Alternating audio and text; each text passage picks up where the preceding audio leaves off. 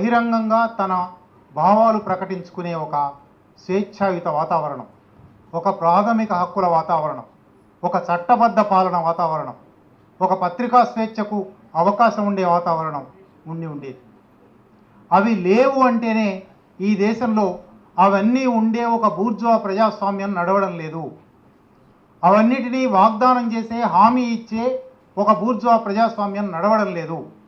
ఇక్కడ బూర్జువా ప్రజాస్వామ్యానికి భిన్నమైన, బూర్జువా ప్రజాస్వామ్యంలో ఉండే పౌర ప్రజాతంత్ర హక్కులు, ప్రాథమిక హక్కులు, భావ ప్రకటన స్వేచ్ఛ, వాక్సభా స్వాతంత్ర్యాలు లేని ఒక దశ ఉంది అనర్థం.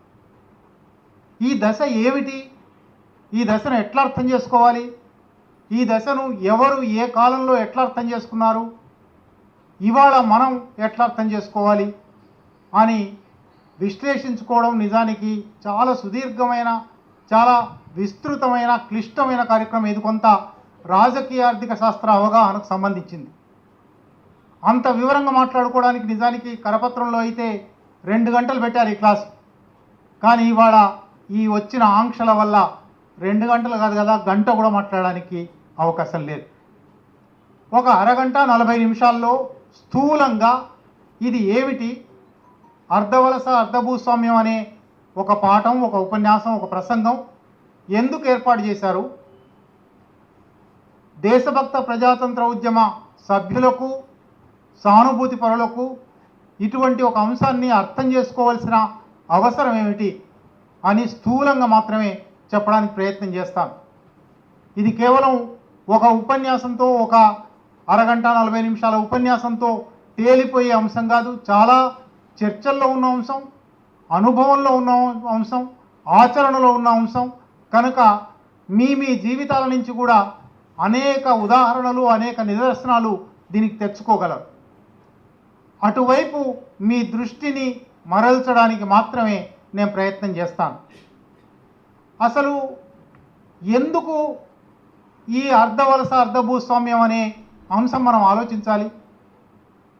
మనందరం ఒక కార్యాచరణలో ఉన్నాం కనుక ఆ కార్యాచరణను సామాజిక పరివర్తన కార్యాచరణ అని అనుకుంటున్నాం కనుక, సమాజాన్ని మార్చాలి అని అనుకుంటున్నాం కనుక సమాజం ఇప్పుడు ఎట్లా ఉన్నదో తెలుసుకోవాలి. ఈ ఉన్నది ఎటువైపు మారాలో తెలుసుకోవాలి. ఇప్పుడు ఉన్నదానికి ఒక శాస్త్రీయమైన, సూత్రబద్ధమైన నిర్వచనం ఒకటి ఉంది. ఆ నిర్వచనం అర్ధవలస అర్ధభూస్వామ్యం.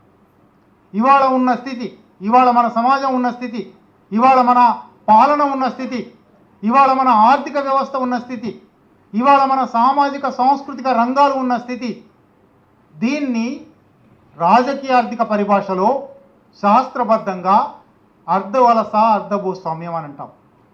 ఇక్కడి నుంచి ఇది అర్ధవలస అర్ధభూస్వామ్యం కనుక సమాజం ఒక క్రమంలో ముందుకు నడుస్తుంది. మనుషుల కార్యాచరణతోనే, క్రియాశీలమైన చైతన్యవంతమైన కార్యాచరణతోనే ఇది మారుతుంది.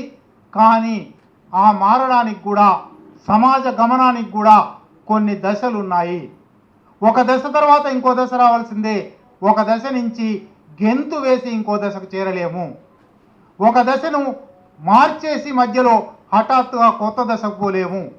లేదా మనం ఉన్న దశ గురించి తప్పుడు నిర్వచనం ఇచ్చుకొని, మనం హైదరాబాదులో ఉండి బెజవాడలో ఉన్నామని అనుకొని తూర్పుకు ప్రయాణం చేయాలనుకొని పడమటికి ప్రయాణం చేస్తే మనం ఎప్పటికీ ఎక్కడికి చేరలేము. భూమి గుండ్రంగా ఉన్నది కాబట్టి పడమటికి పోయినా ఎప్పుడో తూర్పుకు వస్తాం కావచ్చు, ఓ 100 సంవత్సరాల తర్వాత, 50 సంవత్సరాల తర్వాత.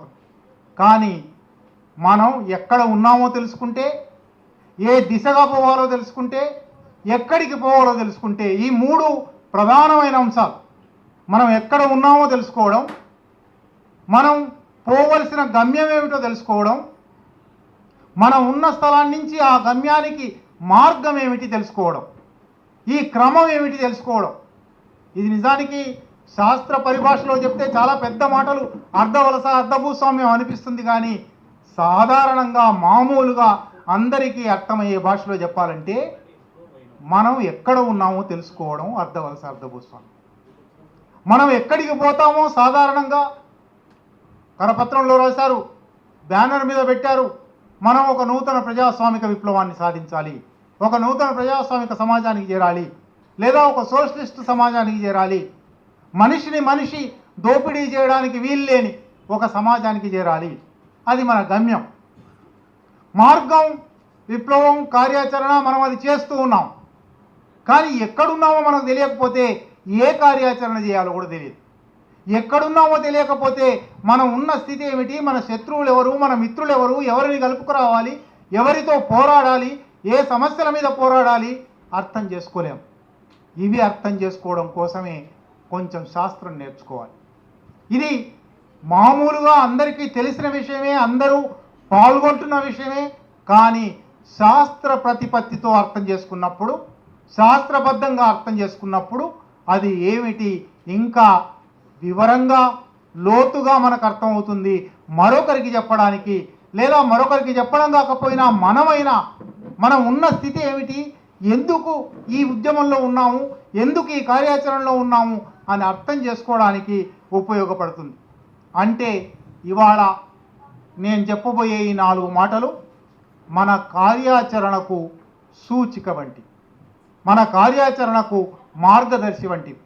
మన కార్యాచరణను మనమే అర్థం చేసుకోవడానికి, ఏ కార్యాచరణలో ఉన్నాం, గుడ్డెద్దు చేలో పడ్డట్టు నడుస్తున్నామా, ఈ చేను ఎంత క్లిష్టంగా ఉన్నదో అర్థం చేసుకుంటామా, ఈ చేనులో ఎక్కడ మునుం పెట్టి ఎక్కడి నుంచి కోస్తూ పోతే అంతిమంగా ఈ చేను కోయగలమని అర్థం చేసుకుంటామా. ఇది అర్ధవలస అర్ధభూస్వామ్యం అనే ఒక విశాలమైన, ఒక సంక్లిష్టమైన అంశానికి ఒక ప్రవేశిక. ఇది ఎందుకు వచ్చింది, ఈ మాట, ఇటువంటి పారిభాషిక పదాలు ఎందుకు వచ్చాయి? మనలో దేశభక్త ప్రజాతంత్ర ఉద్యమం చాలా విశాలమైన ప్రజారాశులను తనలో కలుపుకోవలసిన ఉద్యమం. అందరికందరూ మార్క్సిస్టులు కానవసరం లేదు. కానీ ప్రపంచానికి ఇప్పటి వరకు మార్క్సిజం మాత్రమే ఒక సరైన మార్గనిర్దేశనం చేసింది. సమాజాన్ని శాస్త్రీయంగా విశ్లేషించింది. సమాజ గమనాన్ని తన గ్రహణంలోకి తీసుకొని ఇతరులకు వివరించింది. సమాజం ఎటుపోతున్నదో చెప్పింది. ఆ మార్క్సిస్టు సిద్ధాంత పరిజ్ఞానంలో చారిత్రక భౌతికవాదం అనేది ఒక మౌలికమైన అంశం. ఆ చారిత్రక భౌతికవాదం అది రాకముందు 1840లో మార్క్స్ ఎంగెల్స్లో అది కనిపెట్టకముందు మనుషులకు, ఆలోచనాపరులకు, చాలా పెద్ద ఆలోచనాపరులు ఉన్నారు, చాలా లోతుగా ఆలోచన చేసిన వాళ్ళు ఉన్నారు. 2-3 వేల ఏళ్ళు మనుషులు చాలా ఆలోచించారు. ఎందుకు నడుస్తున్నది చరిత్ర, ఎందుకు సమాజం నడుస్తున్నది, ఎక్కడి నుంచి ఎక్కడికి పోతున్నది, ఎందువల్ల పోతున్నది చాలామందికి అర్థం కాలేదు. అనేక కారణాలు చెప్పుకున్నారు. ఇదంతా దైవదత్తం, దేవుడు ఇట్లా జరగాలని శాసించాడు కాబట్టి ఇట్లా జరుగుతున్నది అని కొందరు అనుకున్నారు. కాదు, కొందరు వీరులు వస్తారు, కొందరు రాజులు వస్తారు, కొందరు మహాపురుషులు వస్తారు, వాళ్ళు చరిత్రను తిప్పుతారు, వాళ్ళు చరిత్రను ఇటు తిరగమంటే ఇటు తిరుగుతుంది, అటు తిరగమంటే అటు తిరుగుతుంది అని వాళ్ళు అనుకున్నారు. అనేక సిద్ధాంతాలు వచ్చాయి. ఆ సిద్ధాంతాలను ఒక్కొక్కటి చెప్పడానికి ఇక్కడ సమయం సరిపోదు. కానీ మార్క్స్ మొదటిసారిగా వచ్చి ఇవన్నీ నిజం కాదయా, దైవం అనేవాడు ఎవడు లేడు చరిత్ర నిర్మించడానికి, చరిత్రను నడపడానికి, చరిత్ర ఎటుపోతుందో చెప్పడానికి. రాజులు, వీరులు కూడా వాళ్ళు తలుచుకున్న ప్రకారం ఆ పని చేయలేరు. మనుషులు చరిత్ర నిర్మిస్తారు, ఉత్పత్తిలో పాల్గొనే ప్రజలు చరిత్ర నిర్మిస్తారు. వాళ్ళు కూడా వాళ్ళ ఇష్ట ప్రకారం నిర్మించలేరు. ఏర్పడి ఉన్న ఉత్పత్తి శక్తుల, ఉత్పత్తి సంబంధాల పునాది మీదుగా సమాజం మారుతుంది అని ఒక కొత్త సిద్ధాంతం ప్రవచించారు. ఇది కేవలం ఆయన చెప్పిన సిద్ధాంతం మాత్రమే కాదు, ఇది ఒక వాస్తవం. ఇది ఒక వాస్తవం గురించిన సవ్యమైన, సక్రమమైన పరిశీలన, విశ్లేషణ. ఎందుకు సక్రమమైంది అంటున్నాం? ఆయన ఒక మాట అన్నాడు, మనుషులు ఏం ఆలోచించినా, ఏం చేసినా, ఏ కవిత్వం రాసినా, ఏ కళలు రాసినా అంతిమంగా మనుషులు 2 పూటలో 3 పూటలో తినాలి. అది మౌలికమైన, అది అక్కడ కదా మనిషి ప్రారంభమయ్యేది. అది లేకుండా నువ్వు కళలు, కవిత్వాలు, రాజ్యాలు, సామ్రాజ్యాలు ఏమి చేయలేవు. ఈ తిండి, భౌతిక జీవిత అవసరాలు, వీటి ఉత్పత్తి చేసే క్రమంలో మనిషి ఒక్కడు ఉత్పత్తి చేయలేడు. ఒక్కడే తనకు కావలసిన వ్యవసాయం సృష్టించలేడు, తనకు కావలసిన పంటలు పండించలేడు, తనకు కావలసిన వస్తువులన్నీ తయారు చేసుకోలేడు. ఈ ఉత్పత్తి సామాజికం అవుతుంది. ఈ ఉత్పత్తి ఒంటరి ఉత్పత్తి కాదు, మనుషులు సమూహంగా ఏర్పడి ఉత్పత్తి చేస్తారు. ఇవాళ మాత్రమే కాదు, ఆదిమ మానవుల కాలంలో కూడా వాళ్ళు ఆహార సేకరణ చేశారు, లేదా వేటలో దిగారు. ఈ ఆహార సేకరణ చేయడానికి ఈ పండు తింటే చచ్చిపోతాము అని తెలిసిన వాడు ఒకడు ఉండాలి, ఈ పండు కోయగలిగిన వాడు ఒకడు ఉండాలి.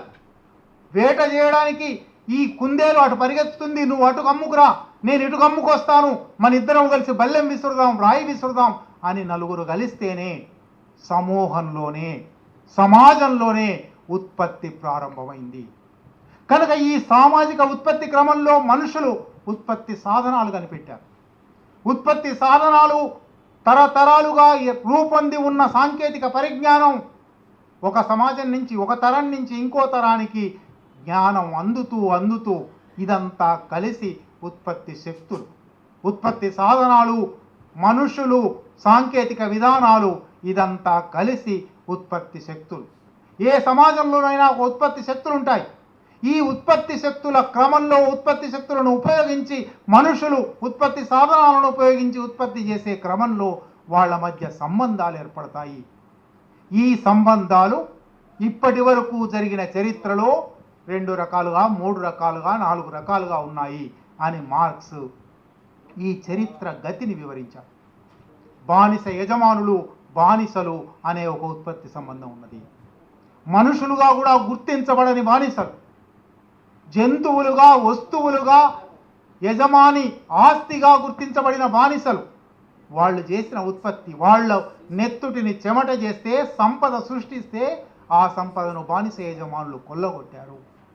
ఇది ఒక ఉత్పత్తి సంబంధం. ఇది లాభం లేదు, ఇది మారాలి, మేము బంధనాల్లో ఉన్నాం, మేము విముక్తి కావాలి అని బానిసలు 100 ఏళ్ళు పోరాడారు. మీలో కొందరైనా స్పార్టకస్ నవల చదివి ఉంటారు. అటువంటి అనేక బానిస తిరుగుబాట్ల ఫలితంగా కొత్త ఉత్పత్తి సాధనాల అభివృద్ధి అయి కొత్త ఉత్పత్తి శక్తులు వచ్చి కొత్త ఉత్పత్తి సంబంధాలు వచ్చాయి. భూస్వామ్య విధానం అనేది వచ్చింది. ఒక భూస్వామి ఉంటాడు, 100 ఎకరాలు, 1000 ఎకరాలు, లక్షల ఎకరాలు. మీ అందరికీ తెలుసు, కనీసం ఇక్కడ కొందరికైనా తెలుసు, జన్నారెడ్డి ప్రతాప్ రెడ్డి గారికి 1,50,000 ఎకరాలు. ఆయన ఎన్నడూ ఏ ఊళ్ళ పేర్లు కూడా తెలిసి ఉండవు. ఆ భూమి అంతా ఆయనదట. విష్ణుడు రామచంద్రారెడ్డి గారికి 50,000 ఎకరాలు, ఆ భూమి అంతా ఆయనదట. ఎవరు వాస్తవంగా దున్నినవాడు, ఎవరు వాస్తవంగా తమ నెత్తుట్టిని దానిలో చెమట చేసి పంటలు పండించిన వాళ్ళు, వాళ్లకు శ్రమ ఫలితం దక్కలేదు. ఇది రెండో ఉత్పత్తి సంబంధం. ఒక భూస్వామి, రైతు, కూలీలు, భూమి లేని కూలీలు. ఈ ఉత్పత్తి సంబంధం కూడా అనేక సంవత్సరాలు, అనేక శతాబ్దాలు గడిచింది. ఇది కూడా సమాజంలో ఒక ప్రధాన భాగానికి, వర్గ సమాజంగా మారిపోయిన చోట ఒక వర్గానికి విముక్తి లేకుండా చేస్తున్నది, ఒక వర్గానికి శ్రమ ఫలితం లేకుండా చేస్తున్నది, ఒక వర్గానికే సంపదలన్నీ సమకూరుస్తున్నది. భోగాలు ఆనంద యోగాలు కొందరివి, రోగాలు నొప్పులు కోట్లాది ప్రజలవి అన్నాడు చిరబండరాజు. ఈ వర్గ సమాజంలో ఈ పద్ధతి సాగుతూ ఉన్నది. దీని నుంచి మారాలి అని మరో కొత్త ఉత్పత్తి సంబంధం కోసం ఆలోచన ప్రారంభమైంది. ఏ సమాజంలోనైనా అసంఖ్యాక ప్రజలు దోపిడీకి గురవుతున్నారు, పీడనకు గురవుతున్నారు. వాళ్ళు లేచి తిరగబడితేనే ఆ సంబంధం మారుతుంది, ఆ వ్యవస్థ మారుతుంది. ఇది మార్పు వల్ల తనకు కూడా కొంత లాభం చేసుకోవడానికి పాలక వర్గంలోనే ఒక ముఠా ఎంతో ప్రయత్నం చేస్తుంది. సరిగ్గా అట్లా భూస్వామ్య సమాజం నుంచి మారే దశలో ఒక పెట్టుబడిదారీ వర్గం అనేది వచ్చింది. యంత్రాల యజమానులు, పారిశ్రామికవేత్తలు, ఫ్యాక్టరీల కార్ఖానాల యజమానులు, వాళ్ళు భూస్వామ్యం మీద, రాజరికం మీద, చక్రవర్తుల మీద తిరుగుబాటు చేయడానికి, ప్రజలందరినీ కూడగట్టడానికి ప్రయత్నం చేశారు. ప్రజలు ఎట్లా కూడగడతారు? మీ బానిసత్వాన్ని వదిలిస్తాను, మిమ్మల్ని విముక్తి చేస్తాను అంటే తప్ప వాళ్ళు కదలరు. అందుకని పెట్టుబడిదారీ విధానం స్వేచ్ఛ, సమానత్వం, సౌభ్రాతృత్వం అని నినాదాలు ఇచ్చింది. మీ అందరికీ స్వేచ్ఛ కల్పిస్తాను, మీ అందరికీ సమానత్వం ఇస్తాను, మనుషులందరూ సౌభ్రాతృత్వంగా, సోదరులుగా చూసే ఒక సమాజాన్ని ఇస్తాను. ఫ్రెంచ్ విప్లవం, ఫ్రెంచ్ చక్రవర్తిని లూయి 16ను రోడ్ల మీద తీసుకొచ్చి తల నరికి చంపారు. చక్రవర్తిత్వం, భూస్వామ్యం రద్దయిపోయింది. బూర్జువా సమాజం వచ్చింది. స్వేచ్ఛ ఎవరికీ ఇవ్వలేదు, సమానత్వం ఎవరికీ ఇవ్వలేదు, సౌభ్రాతృత్వం ఎవరికీ దక్కలేదు. కేవలం బూర్జువా వర్గం అధికారం చేపట్టింది. అసంఖ్యాక శ్రామిక వర్గం, ఉత్పత్తి వర్గం, పేద ప్రజలు తమ కష్టాలలో కొనసాగారు. ఇది కూడా మారవలసి ఉంది. ఈ ఉత్పత్తి సంబంధం కొత్త ఉత్పత్తి సంబంధానికి దారి తీస్తుంది. ఈ అసంఖ్యాక ప్రజలు తమను దోపిడీ చేస్తున్న, పీడన చేస్తున్న బూర్జువా వర్గాన్ని రద్దు చేస్తారు, కొల్లగొడతారు, పదవీచ్యుతులను చేస్తారు అని మార్క్స్ ఊహించాడు. చరిత్ర గతిని అధ్యయనం చేసి రానున్న సమాజం ఏమిటి, అట్లా ఈ పెట్టుబడిదారీ విధానం, ఈ బూర్జువా సమాజం సోషలిస్టు సమాజంగా మారుతుంది. ఇది చరిత్ర గతి, ఇది చరిత్ర పరిణామ క్రమం. ఈ చరిత్ర పరిణామ క్రమాన్ని రుజువు చేస్తూ మార్క్స్ ఈ మాట 1860లో 1870లో రాశాడు. 1917లో రష్యాలో లెనిన్ బూర్జువా వర్గాన్ని, పెట్టుబడిదారీ వర్గాన్ని కూలదోసి సోషలిజం స్థాపించాడు. మార్క్స్ ఊహించిన, మార్క్స్ ప్రతిపాదించిన, మార్క్స్ ఒక సమాజ గమనాన్ని చెప్పిన, విశ్లేషించిన దానికి రుజువు చేస్తూ పెట్టాడు. ఇదిగో సమాజం పెట్టుబడిదారీ విధానం నుంచి సోషలిజంలోకి పోతుంది. సోషలిజంలోకి పోయింది. 1917 నుంచి 23 దాకా లెనిన్ బతికున్నాడు. 23 నుంచి 53 దాకా స్టాలిన్ నాయకత్వం వహించాడు. సమాజంలో సోషలిస్టు చైతన్యం ఎట్లా వికసిస్తుంది, సోషలిస్టు ఉత్పత్తి సంబంధాలు ఎట్లా వికసిస్తాయి, సోషలిజంలో ఒక మనిషి మరొక మనిషిని పీడించని, దోపిడీ చేయని ఒక రాజ్యం ఎట్లా వస్తుంది చెప్పాడు. ఇది చారిత్రక భౌతికవాదం చెప్పే సూత్రీకరణ. ఈ చారిత్రక భౌతికవాదంలో పెట్టుబడిదారీ విధానం నుంచి సోషలిజంలోకి పోతాము అనే ఒక చరిత్ర గమనానికి సంబంధించిన సూత్రం ఉంది. రష్యా పెట్టుబడిదారీ విధానం నుంచి సోషలిజంలోకి పోయింది. అయితే ఇక్కడ విప్లవం సాధించిన తర్వాత లెనిన్ పునరాలోచన ప్రారంభించాడు. రష్యాలో మనం ఈ పని చేశాం నిజమే, పెట్టుబడిదారీ విధానాన్ని కూలదోసి సోషలిజం తీసుకొచ్చాం.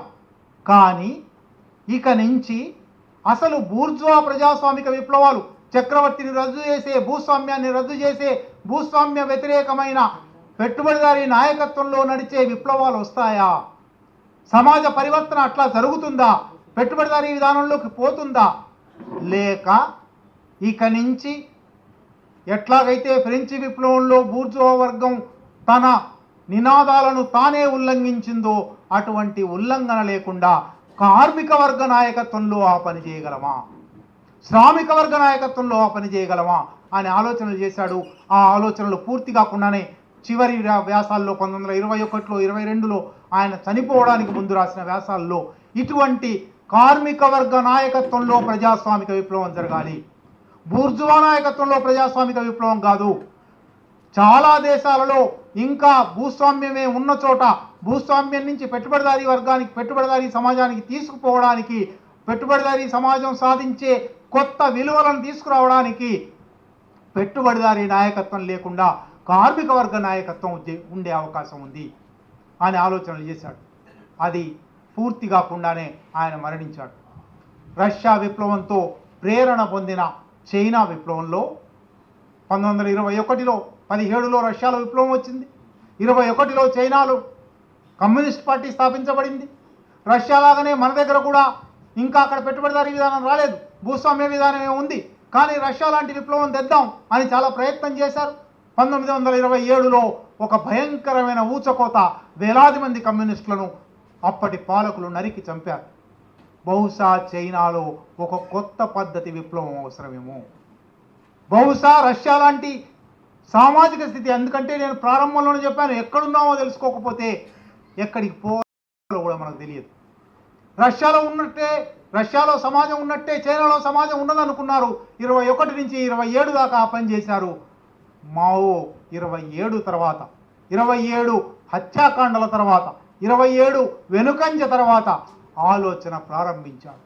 బహుశా లెనిన్ ప్రతిపాదించిన కొత్త తరహా ప్రజాస్వామిక విప్లవాలు బూర్జువా వర్గ నాయకత్వంలో కాకుండా కార్మిక వర్గ నాయకత్వంలో నడిచే, కార్మిక వర్గ పార్టీ నాయకత్వంలో, కమ్యూనిస్ట్ పార్టీ నాయకత్వంలో నడిచే ప్రజాస్వామిక విప్లవాలు రావలసి వస్తుందేమో. వీటిని నూతన ప్రజాస్వామ్యం అనాలేమో, నూతన ప్రజాస్వామిక విప్లవం అనాలేమో. 1930లలో 34, 35లో ఆయన ఈ ఆలోచనకు వస్తే 42 దాకా 7 సంవత్సరాలు నూతన ప్రజాస్వామ్యాన్ని అమలు చేసి, నూతన ప్రజాస్వామిక పాలన ఎట్లా ఉంటుందో అమలు చేసి 42లో ఆయన నూతన ప్రజాస్వామ్యం సూత్రీకరించాడు, సిద్ధాంతీకరించాడు. చైనా ఇవాళ అర్ధ వలస అర్ధ భూస్వామ్య దేశంగా ఉన్నది. రష్యా లాగా పెట్టుబడిదారీ దేశంగా లేదు. అందువల్ల ఈ పెట్టుబడిదారీ దేశంలోనైతే సోషలిస్ట్ విప్లవంలోకి పోగలము, కానీ ఈ చైనాలో అర్ధ వలస అర్ధ భూస్వామ్య దశలో తప్పనిసరిగా ఒక మధ్యంతర దశగా నూతన ప్రజాస్వామ్యం ఉండాలి, ఆ తర్వాత సోషలిజంలోకి పోగలము అనే ఒక సూత్రీకరణ చేశారు. ఇది ఒక సైద్ధాంతిక స్థాయి. దాన్ని భారతదేశానికి వద్దాం మనం. ఇంకా అట్లా చాలా వివరంగా పోవచ్చు, అంత సమయం లేదు, క్లుప్తంగానే చెప్తూ ఉన్నాను. భారతదేశం ఏమిటి? భారతదేశం 1947 ఆగస్టు 15 వరకు వలస దేశం, మీ అందరికీ తెలుసు. 1947 ఆగస్టు 15 వరకు మాత్రమే కాదు, ఆ తర్వాత కూడా మన గ్రామసీమల్లో భూస్వామ్యం వెళ్ళి విరుస్తూ ఉన్నది. అంటే ఇది ఒక భూస్వామ్య సమాజం, ఇది ఒక వలస సమాజం. 1947 దాకా భారతదేశంలో కూడా 1921లోనే భారత కమ్యూనిస్ట్ పార్టీ పుట్టింది. వాళ్ళు 1946లో తెలంగాణ రైతాంగ సాయుధ పోరాటం ప్రారంభమయ్యేదాకా ఈ సమాజ స్థితి ఏమిటి ఆలోచించలేదు. ఈ సమాజంలో ఎటువంటి విప్లవం తేవాలో ఆలోచించలేదు. ఈ సమాజం నుంచి ఎక్కడికి పోవాలో ఆలోచించలేదు. కాంగ్రెస్ తోక పట్టుకొని బ్రిటిష్ వ్యతిరేక వలస వ్యతిరేక పోరాటం చేస్తే చాలు అనుకున్నారు. కాంగ్రెస్లో గాంధీ ప్రగతిశీలవాద, నెహ్రూ ప్రగతిశీలవాద, నెహ్రూ ప్రగతిశీలవాద, పటేల్ ప్రగతిశీలవాద అని చర్చలు చేస్తూ పోయారు తప్ప వాస్తవంగా ప్రజల దగ్గరికి పోవాలని, వాస్తవంగా ఈ దేశ సమస్యలు అర్థం చేసుకోవాలని, వాస్తవంగా ఈ దేశ సామాజిక స్థితిని అర్థం చేసుకోవాలని ఆలోచించలేదు. 1946లో తెలంగాణలో తెలంగాణ రైతాంగ సాయుధ పోరాటం ప్రారంభమైన తర్వాత ఇక్కడ ప్రజల పోరాటం భూస్వామ్యం మీద జరగాలి. ఈ భూస్వామ్యానికి మద్దతుగా, ఒత్తాసుగా, సైనిక ఆర్థిక బలంగా వలసవాదం వస్తూ ఉన్నది, సామ్రాజ్యవాదం వస్తూ ఉన్నది. కనుక ఈ దేశంలో భూస్వామ్య వ్యతిరేక, సామ్రాజ్యవాద వ్యతిరేక పోరాటం జరగాలి. తెలంగాణ రైతాంగ సాయుధ పోరాటం మొదటిసారి గుర్తించి అందువల్లనే 1948 నాటికే తెలంగాణ రైతాంగ సాయుధ పోరాట నాయకులుగా ఉన్నవాళ్ళు, ఆనాటికి నిజంగా కమ్యూనిస్టులుగా ఉన్నవాళ్ళు చండ్ర రాజేశ్వరరావు గారు, చైనా మార్గమే మన మార్గం, చైనా లాగానే మనం కూడా ఒక భూస్వామ్య దశలో, ఒక వలస దశలో ఉన్నాము, కనుక ఇక్కడ నూతన ప్రజాస్వామిక విప్లవం రావాలి అని ఆలోచించారు. కానీ ఆయన ఆ పత్రం పెట్టాడు, ఆ పత్రాన్ని తిరస్కరించారు. 1948 ఏప్రిల్లో, మార్చిలో కలకత్తాలో భారత కమ్యూనిస్ట్ పార్టీ 2వ మహాసభ జరిగింది, కాంగ్రెస్ జరిగింది. ఆ కాంగ్రెస్లో మొదటిసారి భారత సమాజ సూత్రీకరణ చేశారు, భారత సమాజాన్ని నిర్వచించారు. ఇది అర్ధ వలస అర్ధ భూస్వామ్యం. ఇక్కడ జరగవలసింది భూస్వామ్య వ్యతిరేక, సామ్రాజ్యవాద వ్యతిరేక పోరాటం. చాలా అద్భుతమైన సూత్రీకరణ. రాజకీయ తీర్మానం చేశారు, ప్రకటన చేశారు. 48 మార్చ్లో చేసిన ఈ ప్రకటన సభ్యులకు అందడానికి 1950 ఏప్రిల్ పట్టింది. 2 సంవత్సరాలు తీసుకున్నారు. అంటే సమాజంలో ఎవరినైతే కార్యాచరణలోకి తీసుకురావాలో, ఏ విషయం చెప్పి కార్యాచరణలోకి తీసుకురావాలో ఆ విషయం చెప్పడానికే భారత కమ్యూనిస్ట్ పార్టీ 2 సంవత్సరాలు తాత్సారం చేసింది. ఎందువలనంటే భారత కమ్యూనిస్ట్ పార్టీ అప్పటికే కాంగ్రెస్ను సమర్థిస్తూ వచ్చిన, కాంగ్రెస్లో ఒక వర్గాన్ని సమర్థిస్తూ వచ్చిన కారణంగా వర్గ పోరాట రాజకీయాలు వదిలేసింది. తెలంగాణ రైతాంగ సాయుధ పోరాటం ఉదాహరణ ఉండి కూడా, అనుభవం ఉండి కూడా ఆ దారి నుంచి వైదొలగదలిచింది. 50 ఏప్రిల్లో ఈ పత్రం పంచారు. 50 నాటికే తెలంగాణ రైతాంగ సాయుధ పోరాటాన్ని విరమించాలి అని రావి నారాయణ రెడ్డి గారు ఒక పత్రం రాసి పోయి బొంబాయిలో కూర్చొని ఉన్నాడు. అగ్రనాయకత్వం చాలా ఈ పోరాటాన్ని విరమించాలంటూ ఉన్నది. 51 అక్టోబర్లో తెలంగాణ రైతాంగ సాయుధ పోరాటాన్ని విరమించారు. అప్పుడే 51 విరమణ జరగగానే 52 ఫిబ్రవరి, మార్చిలో ఎన్నికలు వస్తున్నాయి, ఎన్నికల్లో పాల్గొందాం అనుకున్నారు. భారత కమ్యూనిస్ట్ పార్టీ పని అయిపోయింది. భారత కమ్యూనిస్ట్ పార్టీకి ఈ దేశంలో సమాజ స్థితి ఏమిటి గుర్తించవలసిన అవసరం లేకపోయింది, ఈ సమాజ స్థితిని మార్చవలసిన అవసరం లేకపోయింది. అందువల్లనే ఆ తర్వాత వాళ్ళ డాక్యుమెంట్లలో, వాళ్ళ పత్రాలలో, వాళ్ళ కార్యాచరణలో భారత సమాజ స్థితి గురించి ఆలోచనే లేదు, లేదా మొక్కుబడిగా ఇది పెట్టుబడిదారీ సమాజం అనేసారు. పెట్టుబడిదారీ సమాజం అంటే కొన్ని సూత్రాలు ఉండాలి, కొన్ని నిర్వచనాలు ఉండాలి, కొన్ని నిదర్శనాలు ఉండాలి. అవి ఎక్కడా లేవు, అది అయిపోయింది. 1964లో భారత కమ్యూనిస్ట్ పార్టీలో ఒక చీలిక వచ్చింది. చీలిక వచ్చి మేమే విప్లవకారులం, వాళ్ళు రివిజనిస్టులు అని భారత కమ్యూనిస్ట్ పార్టీ మార్క్సిస్ట్ అంటూ ఏర్పరిచారు. అది కూడా దేశంలో అక్కడక్కడ భూస్వామ్య ఛాయలున్నాయి, కానీ దేశం పెట్టుబడిదారీ విధానం అయిపోయింది. ఎందువల్లనంటే పెట్టుబడిదారీ విధానం అయిపోతే సాయుధ పోరాట అవసరం లేదు, పెట్టుబడిదారీ విధానం అయితే దీర్ఘకాలిక ప్రజాయుద్ధ అవసరం లేదు, పెట్టుబడిదారీ విధానం అయిపోతే ఎన్నికల ద్వారా కూడా పెట్టుబడిదారీ పాలక వర్గాలను కూలదోసే చైతన్యాన్ని కల్పించవచ్చు అని ఎంగెల్స్ ఒకచోట రాశాడు. అది వీళ్లకు సూత్రీకరణ అయిపోయింది. కనుక ఎట్లాగూ ఎన్నికల్లో పాల్గొంటున్నారు కనుక ఇక పోరాటం అవసరం లేదు, లేని కార్మిక వర్గాన్ని వెతుకుతూ కార్మిక వర్గ విప్లవం సాధించాలి అనే పనిలో సిపిఎం కూడా పడిపోయింది. ఆ దశలో నక్సల్బరీ మొదటిసారి 1967లో ప్రారంభించి ఒక భూస్వామ్య వ్యతిరేక పోరాటాన్ని, నిజమైన భూమి మీద భూస్వామ్య వ్యతిరేక పోరాటాన్ని, సిపిఐ సిపిఎంలు కూడా భూ పోరాటాలు చేశాయి, చేయలేదని కాదు, ఎక్కడో తెలిసినా కలెక్టర్ ఆఫీసులలో, భూమి కలెక్టర్ ఆఫీసులలో లేదు, భూమి మీద ఉంది, భూమి మీద పోరాడవలసి ఉంది. నక్సల్బరీ మొదటిసారిగా భూమి మీద పోరాటం ప్రారంభించింది. అందువల్ల నిజమైన భూస్వామ్య వ్యతిరేక పోరాటం ప్రారంభించింది. ఈ భూస్వామ్య పాలకులకు వత్తాసుగా ఉన్నవాళ్ళు సామ్రాజ్యవాద పాలకులు కనుక ఇది భూస్వామ్య వ్యతిరేక, సామ్రాజ్యవాద వ్యతిరేక పోరాటం కావాలి, దళారీ పెట్టుబడిదారులకు వ్యతిరేకంగా పోరాటం కావాలి అని నక్సల్బరీ ఒక కొత్త సూత్రీకరణను, ఒక కొత్త నిర్వచనాన్ని, భారతదేశానికి సంబంధించిన ఒక సరైన విశ్లేషణను నక్సల్బరీ అందించింది. ఇవాళ 50 సంవత్సరాల తర్వాత మనం దాన్నే మరొకసారి ఏమిటి అసలు అర్ధ భూస్వామ్యం అంటే, ఏమిటి అసలు అర్ధవలస అంటే, ఎందుకు నక్సల్బరీ చేసిన ఆ సూత్రీకరణ సరైంది అనుకుంటున్నాము, దాన్ని ఎట్లా అర్థం చేసుకోవాలి. దేశభక్త ప్రజాతంత్ర ఉద్యమం దేశం కోసం పోరాడే ఉద్యమం, ప్రజాస్వామ్యం కోసం పోరాడే ఉద్యమం. దీనిలో 2 అంశాలు ఉన్నాయి. ఇది దేశం కోసం, దేశ భక్తి అనే మాట గురించి పొద్దున కాసిం మాట్లాడాడు. భక్తి అనే మాటకుండే అర్థాల సంగతి పక్కన పెట్టండి. దేశం స్వతంత్రం కావాలి, దేశం స్వావలంబనతో అభివృద్ధి చెందాలి, దేశ వనరులు దేశ ప్రజలకే దక్కాలి. ఇది దేశభక్త ప్రజాతంత్ర ఉద్యమంలో మొదటి అంశం. ప్రజాతంత్ర అనే దాంట్లో బూర్జువా ప్రజాస్వామ్యం ఇచ్చిన విలువలు కొన్ని ఉన్నాయి. స్వేచ్ఛ, సమానత్వం, సౌభ్రాతృత్వం అనే విలువలు. బూర్జువా ప్రజాస్వామ్యం ఇచ్చిన పత్రికా స్వాతంత్ర్యం ఉన్నది, బూర్జువా ప్రజాస్వామ్యం ఇచ్చిన ప్రాథమిక హక్కులు ఉన్నాయి, బూర్జువా ప్రజాస్వామ్యం ఇచ్చిన వాక్సభా స్వాతంత్ర్యాలు ఉన్నాయి, బూర్జువా ప్రజాస్వామ్యం ఇచ్చిన చట్టబద్ధ పాలన ఉంది. ఇటువంటి ఒక విధానం సాగాలి. పాత బూర్జువా ప్రజాస్వామ్యం బూర్జువాల నాయకత్వంలో ప్రజాస్వామ్యం కాదు, ప్రజల నాయకత్వంలో. ప్రజాస్వామ్యం అనే అర్థమే ప్రజలే స్వాములనే అర్థం, ప్రజలే నాయకులనే అర్థం, ప్రజలే చరిత్ర నిర్మాతలనే అర్థం. కనుక దేశభక్త ప్రజాతంత్ర ఉద్యమానికి నక్సల్బరీ చేసిన ఈ సూత్రీకరణ, అర్ధవలస అర్ధ భూస్వామ్యం అనే సూత్రీకరణ ప్రధానమైన అంశం. దాన్ని అర్థం చేసుకోవడమే మన కార్యాచరణకు, పీడిఎం కార్యాచరణకు మౌలికమైనది. ఏమిటి ఈ మాటలకు అర్థం? అర్ధ వలస అంటే పూర్తి వలస కాదు అనేది స్పష్టం. 1947 ఆగస్టు 15 దాకా భారతదేశం లేదా భారత ఉపఖండం, ఆనాడు ఇవాళ బంగ్లాదేశ్గా ఉన్నది, ఇవాళ పాకిస్తాన్గా ఉన్నది, ఇవాళ బర్మాగా ఉన్న దాంట్లో కొంత భాగం, ఇదంతా కలిపిన ఒక భారత ఉపఖండం ఉండేది.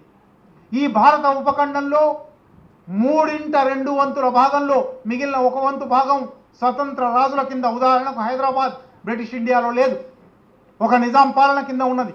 అటువంటి అనేక సంస్థానాలు ఉన్నాయి. ఈ సంస్థానాలు మినహా మిగిలిన చోట్ల బ్రిటిష్ పాలన ఉంది. అయినా ఈ సంస్థానాధీశులందరినీ బ్రిటిష్ వాళ్ళ రాజకీయ, సైనిక, ఆర్థిక ఆధిపత్యం కిందనే ఉంచారు.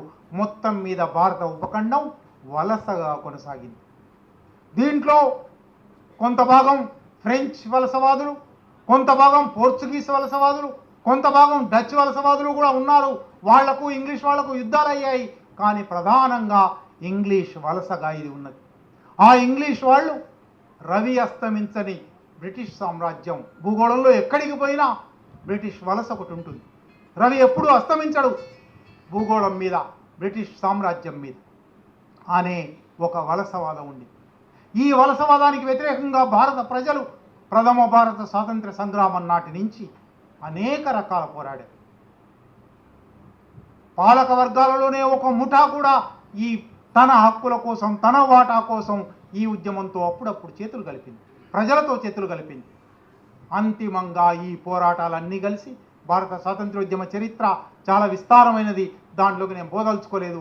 1947 ఆగస్టు 15న మరీ ముఖ్యంగా రెండో ప్రపంచ యుద్ధం తర్వాత ఇంకా వలసలు చెల్లవు, ఇంకా వలసల్లో రాజకీయ సైనిక ఆధిపత్యం చెలాయించలేము, ఆర్థిక ఆధిపత్యాన్ని కొనసాగించడానికి కొత్త మార్గాలు వెతుక్కోవాలి అని సామ్రాజ్యవాదం ఆలోచించిన ఫలితంగా రెండో ప్రపంచ యుద్ధం అయిపోతున్న దశలోనే ఒక ప్రపంచ బ్యాంకును, ఒక అంతర్జాతీయ ద్రవ్యనిధి సంస్థను, ఒక ప్రపంచ వాణిజ్య సంస్థను ఏర్పాటు చేయడానికి ప్రయత్నాలు చేసి ఇక నుంచి రవి అస్తమించని బ్రిటిష్ సామ్రాజ్యం ఉండదు, రవి అస్తమించని బహుళజాతి సంస్థల సామ్రాజ్యం ఉంటుంది అనే ఒక కొత్త ఎత్తుగడ వేశారు.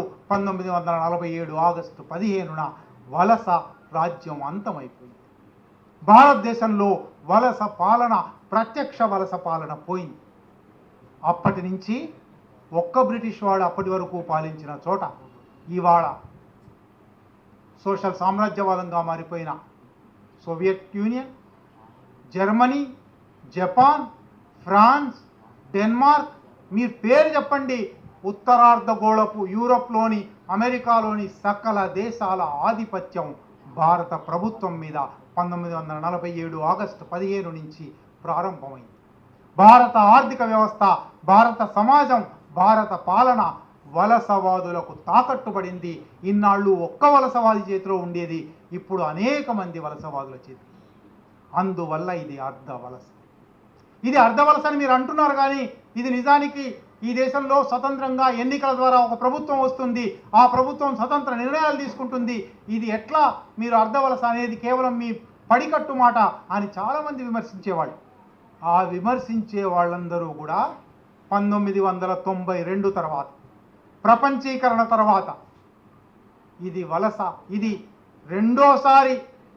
రెండో స్వాతంత్ర యుద్ధం చేయాలి, పీడిఎం కూడా ఆ నినాదం ఇచ్చింది, రెండో స్వాతంత్ర యుద్ధం చేయాలి అని గాంధేయవాదులు, సర్వోదయవాదులు, నిజమైన దేశభక్తులు అందరూ అనడం ప్రారంభించారు. కనుక ఇవాళ ఇది అర్ధవలస అనడంలో ఎవరికీ సందేహమే లేదు. ఇది అర్ధవలస అనడానికి మన రోడ్ల మీద ఎక్కడ పడితే అక్కడ ఉదాహరణలు ఉన్నాయి. ఇక్కడి నుంచి బయలుదేరి హిమాయత్ నగర్ దాకా 1 కిలోమీటర్ ప్రయాణం చేయండి, ఎన్ని బహుళజాతి సంస్థలు ఉన్నాయో. బహుళజాతి సంస్థలే ఇవాళ భారతదేశాన్ని పాలిస్తున్నాయి. భారత పాలక నిర్ణయాలను ప్రపంచ బ్యాంకు శాసిస్తూ ఉన్నది, అంతర్జాతీయ ద్రవ్యనిధి సంస్థ శాసిస్తూ ఉన్నది. అందువల్ల ఇది అర్ధవలస.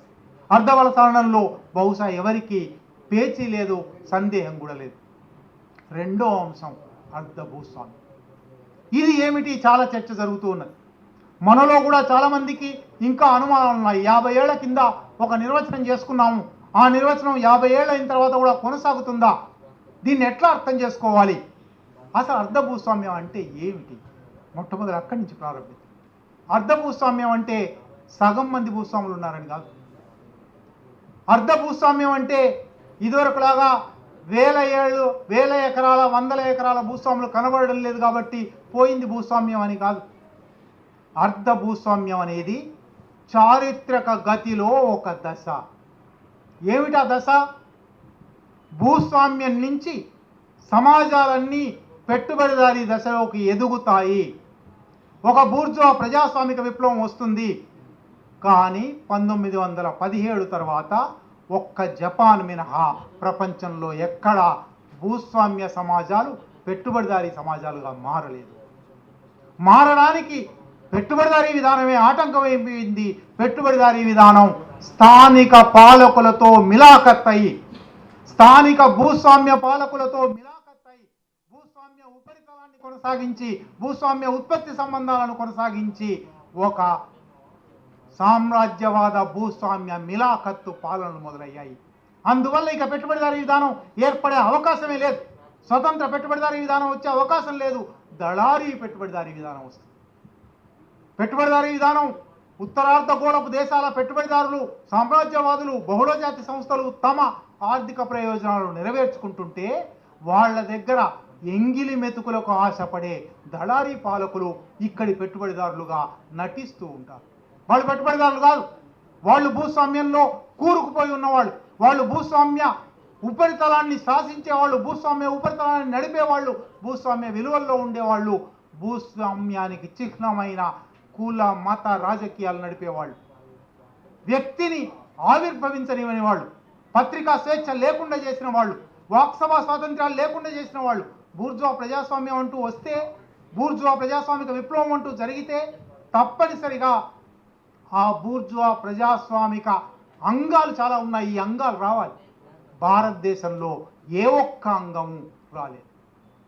వచ్చిన అంగాలు అంటుగట్టిన అక్రమ సంతాన. ఉదాహరణకు పార్లమెంటరీ ప్రజాస్వామ్యం అనేది బూర్జువా ప్రజాస్వామ్యంలో ఒక ప్రధానమైన అంగం. ఫ్రాన్స్లో, జర్మనీలో, ఇంగ్లాండ్లో బూర్జువా ప్రజాస్వామిక విప్లవాల తర్వాత ఒక పార్లమెంటరీ వ్యవస్థ వచ్చింది, ఒక క్రియాశీలమైన పార్లమెంటరీ వ్యవస్థ వచ్చింది. ఇక్కడ బూర్జువా ప్రజాస్వామిక విప్లవమే జరగలేదు. ఎప్పుడు జరిగింది? 1857, 1947? నిజంగా ఈ దేశపు బూర్జువాలు స్వతంత్రత కోసం భూస్వామ్యం మీద పోరాడారా? భూస్వామ్యాన్ని రద్దు చేశారా? 49లో మొట్టమొదటి భూ సంస్కరణల చట్టం, కౌలుదారీ సంస్కరణల చట్టం, ఇనామీ రద్దు చట్టం, జాగీర్దారుల రద్దు చట్టం తెచ్చారు. భూమి మీద భూస్వాముల అధికారం పోగొట్టడానికి 70 సంవత్సరాలు గడిచింది. ఆ చట్టంలో 10వ వంతు కూడా అమలు కాలేదు. ఎందుకంటే భూస్వామ్య పాలకులే ఉన్నారు కనుక ఈ దేశంలో ఏ ఒక్క బూర్జువా ప్రజాస్వామిక అంగము ఇంకా పరిపూర్ణంగా అభివృద్ధి చెందలేదు. పార్లమెంటరీ ప్రజాస్వామ్యం అనేది వెస్ట్ మినిస్టర్ మోడల్ బ్రిటన్లో ప్రారంభమైంది. బూర్జువా ప్రజాస్వామిక విప్లవం తర్వాత ప్రారంభమైంది. ప్రజలకు ప్రాతినిధ్య పార్లమెంటరీ కల్పిస్తామన్నది. భారతదేశంలో ఆ బూర్జువా పార్లమెంటును ఇంగ్లాండ్ నుంచి తెచ్చి అంటుగట్టారు. ఇక్కడ ఒక బూర్జువా ప్రజాస్వామిక విప్లవం లేకుండా నిజానికి పార్లమెంటరీ విధానం అంటే అర్థం ఏమిటంటే ఒక మనిషికి ఒక ఓటు, ఒక మనిషి అనేవాడు లేచి నిలబడాలి, ఒక వ్యక్తి కావాలి, వ్యక్తి ఆవిర్భవించాలి, వ్యక్తి వికసించాలి. ఇంగ్లాండ్లో, జర్మనీలో, ఫ్రాన్స్లో, అమెరికాలో వికసించాడు. ఇక్కడ వ్యక్తి వికసించలేదు. ఇంకా వ్యక్తి మందలో భాగంగా ఉన్నాడు, కులంలో భాగంగా ఉన్నాడు, మతంలో భాగంగా ఉన్నాడు.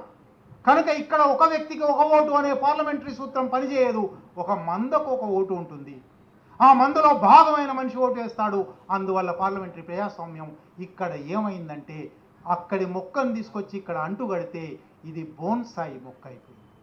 ఇది నిజమైన వృక్షం కాదు, ఇది ఇక్కడ పుట్టిన వృక్షం కాదు, ఇక్కడ పెరిగిన వృక్షం కాదు. కుండీలో అక్కడి మొక్కను తీసుకొచ్చి ఇక్కడ కుండీలో పెట్టారు. ఇది కుండీలో మరుగుజ్జు మహావృక్షంగా ఉంటుంది.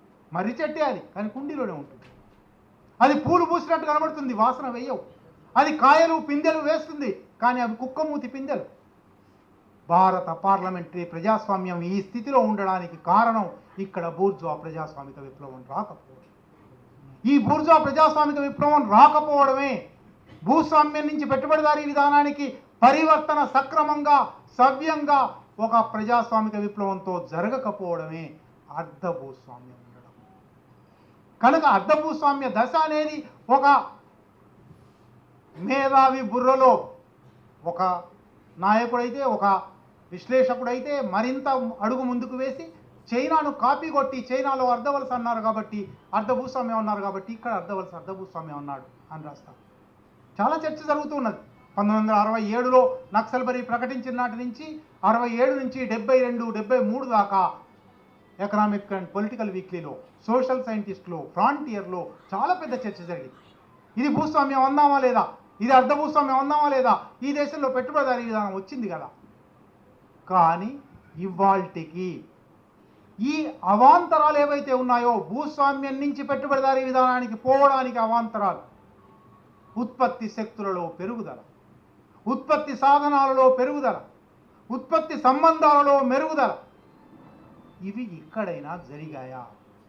మారిన ఉత్పత్తి సంబంధాలు పాత భూస్వామ్య భావజాలపు గొడుగు కిందనే మారుతున్నాయా, స్వతంత్రంగా మారుతున్నాయా? అనేక చర్చలు జరుగుతున్నాయి. ఆ చర్చలన్నిటి గురించి మాట్లాడడానికి ఇక్కడ సమయం లేదు, చాలా విస్తృతమైన చర్చ. కానీ అర్ధ భూస్వామ్యం అంటే నిర్వచనం దగ్గరికి మళ్ళీ వస్తే ఇది ఇంకా భూస్వాముల పాలన ఉండే, భూస్వాములు అంటే కూడా వ్యక్తులుగా భూస్వాములు 100 ఎకరాలు 1000 ఎకరాలు ఉన్న వాళ్ళని కాదు. నిజానికి ఇవాళ ఉన్నారు. ఒక స్వచ్ఛంద సంస్థ తెలంగాణలో ఒక సర్వే చేసింది. కనీసం 250 ఫామ్ హౌస్ పేరు మీద ఒక్కొక్క ఫామ్ హౌస్ కింద 1000 ఎకరాలు 1500 ఎకరాలు. ఇవాళకి భూస్వామ్యం పాత పద్ధతిలో భూస్వామ్యం కూడా నడుస్తున్నది. కానీ అటువంటి పెద్ద కమతాలు అనే అర్థం కూడా తీసుకోనక్కర్లేదు. భూస్వామ్య స్వభావం, అంతరాల స్వభావం, ఒక మనిషి శ్రమ ఫలితాన్ని తాను పుట్టుక వల్ల అనుభవిస్తాడు. కనీసం పెట్టుబడిదారీ విధానంలో తాను కూడా శ్రమపడి, తాను కూడా ఒక సాంకేతిక విధానాన్ని కనిపెట్టి, తాను కూడా విప్లవాత్మకమైన సంస్కరణలు తెచ్చి అనే మాట ఉంది. ఇక్కడ అవి కూడా లేదు. పుట్టుకతో నాకు అధికారం వస్తుంది. భూస్వామ్య స్వభావం, మతం, కుల అంతరాలు, అస్పృశ్యులుగా చూడబడడం, శ్రమలో అందరికీ సమాన భాగస్వామ్యం లేకపోవడం. నిజానికి పెట్టుబడిదారీ సమాజం శ్రమ దగ్గరికి వచ్చేసరికి అందరినీ సమానంగా చూస్తుంది, అందరి శ్రమ కోరుకుంటుంది. ఇక్కడ నువ్వు అస్పృశ్యుడు అయితే నీ శ్రమ నాకు అక్కర్లేదు, నువ్వు అస్పృశ్యుడు అయితే నీ శ్రమ నాకు కావాలి, కానీ నువ్వు నన్ను ముట్టుకోకూడదు. పెట్టుబడిదారీ విధానం వచ్చిందనడానికి సూచికలు ఎక్కడున్నాయి? పెట్టుబడి రావడమే, యంత్రాలు రావడమే, ఉత్పత్తి సాధనాలు రావడమే పెట్టుబడిదారీ విధానం కాదు. పెట్టుబడిదారీ విధానం అనేది ఒక సంబంధం. పెట్టుబడిదారీ విధానం అనేది ఉపరితలంలో కూడా మార్పులు తేవాలి. పెట్టుబడిదారీ విధానం అనేది పెట్టుబడిదారీ సమాజపు అంగాలన్నింటినీ తీసుకురావాలి. ఈ పని ఎక్కడా జరగలేదు. అందువల్ల మనం కొనసాగుతూ ఉన్న సమాజం ఇంకా అర్ధ వలస అర్ధ భూస్వామ్య సమాజంగా ఉంది. ఇది కేవలం ఒక పండిత చర్చ కాదు, ఇది కార్యాచరణకు మార్గదర్శి. ఇది పెట్టుబడిదారీ సమాజం అంటే నీ పోరాట కార్యాచరణ భిన్నంగా ఉండవలసి ఉంటుంది. పెట్టుబడిదారీ సమాజం అయితే తప్పనిసరిగా పత్రికా స్వేచ్ఛ ఉంటుంది, పార్లమెంటరీ విధానం సక్రమంగా ఉంటుంది. ఇప్పటిలాగా డబ్బులకు అమ్ముడుపోయే, మందగా అమ్ముడుపోయే, తప్పుడు పద్ధతుల ద్వారా ఎన్నికయ్యే పద్ధతి ఉండదు. అందువల్ల ఎన్నికల పద్ధతిని కూడా వాడుకునే ఒక అవకాశం వస్తుంది అని ఎంగెల్స్ అన్న మాటకు అవకాశం దొరుకుతుంది. పత్రికా స్వేచ్ఛ ఉంటుంది. ఇవాళ ముఖ్యంగా హైదరాబాద్లో, తెలంగాణలో పత్రికలు చూస్తే ఇవి బూర్జువా పత్రికల ఒక అర్ధ భూస్వామ్య అర్ధ వలస సమాజంలో కొనసాగే పత్రికల తేట తెల్లమవుతుంది. నేను ప్రారంభంలో చెప్పాను, ఈ సభ నిజంగా ఇది బూర్జువా సమాజం అయితే, ఇది పెట్టుబడిదారీ సమాజం అయితే వాక్ సభ స్వాతంత్ర్యాలు సంపూర్ణంగా ఉంటాయి. ఈ సభకు ఆంక్షలు పెట్టవలసిన అవసరమే ఉండదు. ఈ సభ ఏం సభ? దేశభక్తి గురించి మాట్లాడే సభ, ప్రజాస్వామ్యం గురించి మాట్లాడే సభ. ఈ సభ మీద ఆంక్షలు పెట్టారంటే ఇక్కడ ఉన్న పాలక వర్గాలకు ఇటువంటి సభలు జరగడానికి వీల్లేదనే అభిప్రాయం ఉంది. ఎందుకు ఈ సభలు జరగడానికి వీల్లేదనే అభిప్రాయం ఉంటుంది? ఆ పాలక వర్గాలు అర్ధ భూస్వామ్య అర్ధ వలస పాలక వర్గాలు కాబట్టి. చంద్రశేఖరరావు గారు చండీ యాగం చేస్తాడు, అయుత చండీ యాగం చేస్తాడు. చివరికి కంప్యూటర్ కొంటే కూడా కొబ్బరికాయ కొట్టి కంప్యూటర్ను ప్రారంభిస్తాడు. ఇది భూస్వామ్యం. ఆధునిక ఉత్పత్తి సాధనాలతో ఆయన ఒకవైపు ఏమో పార్లమెంటరీ ప్రజాస్వామ్యంలో ఎన్నికవుతాడు, బూర్జువా ప్రజాస్వామ్యంలో ఎన్నికవుతాడు. మరోవైపు ముహూర్తం ఉంటే కానీ శాసనసభ్యుల ప్రమాణ స్వీకారం జరగదు, ముహూర్తం ఉంటే కానీ మంత్రివర్గాన్ని ఏర్పాటు చేయను అని భూస్వామ్య భావజాలాన్ని పాటిస్తారు. ఈ రెండిటి మిలాఖత్, భూస్వామ్యం సామ్రాజ్యవాదం మిలాఖత్, భూస్వామ్య పాలక వర్గాల సామ్రాజ్యవాద పాలక వర్గాల మిలాఖత్, భూస్వామ్య ఉపరితలాంశాల సామ్రాజ్యవాద ఉపరితలాంశాల మిలాఖత్, భూస్వామ్య సంస్కృతి సామ్రాజ్యవాద సంస్కృతి మిలాఖత్తు.